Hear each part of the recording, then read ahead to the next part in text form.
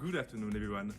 Like every Saturday since the month, we're going to explore another dimension classified by the renowned Keith of Stender.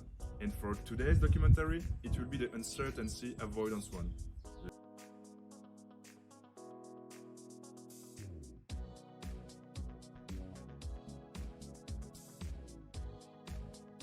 What are the consequences of this dimension?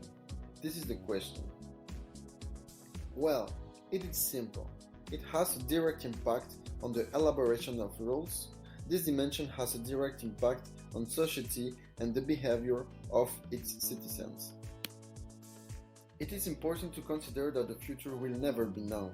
So, what is the best reaction to this uncertainty? Maybe a system of rules and laws to be respected is a solution to deal with this ambiguity and uncertainty. Countries are unable to avoid uncertainty due to beliefs and the non-tolerance of behavior that is not necessarily related to their religious beliefs. We also note that countries that avoid uncertainty are countries that are based on strict rules and have established a security system, but also with freedom of belief.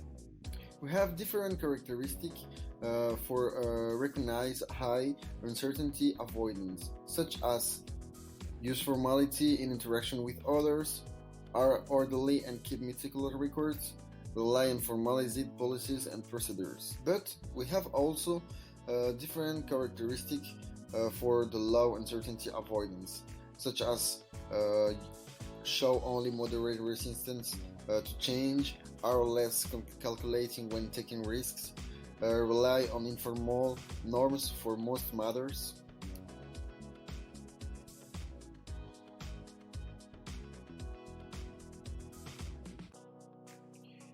With a score of 67, we can see that the Ecuador has a rather mixed score. However, it is not considered at a high score as there is still a lot of uncertainty within the country and even within the population. We can notice that a common respect has been established at the level of each person's superstitions as well as the religion of each person.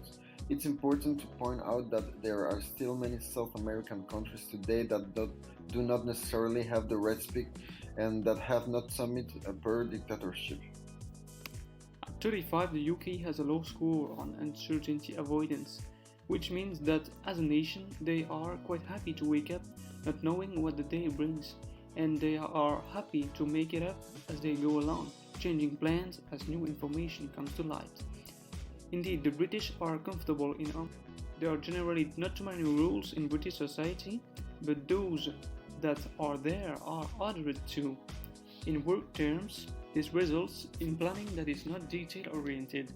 The end goal will be clear, but the detail of how we get there will be light and the actual process fluid and flexible to emerging and changing environments. Planning horizons will also be shorter.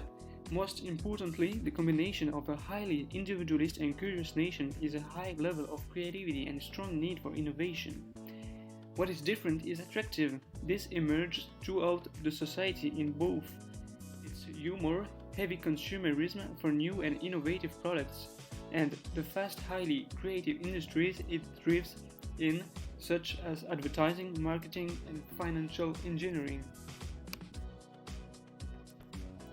At 94, Belgium has one of the highest scores on the UAI index. But why does this country have such a nice score? We need to look at their history. They had been ruled by other parties very often. Moreover, teaching and training are more deductive. In a management structure, rules and security are welcome, but if they are lacking, it creates stress. Since change policies are considered stressful and that both North and South communities share this score on the dimension, this makes negotiating a new set of rules very complex, and that's why they do not have a government at the moment.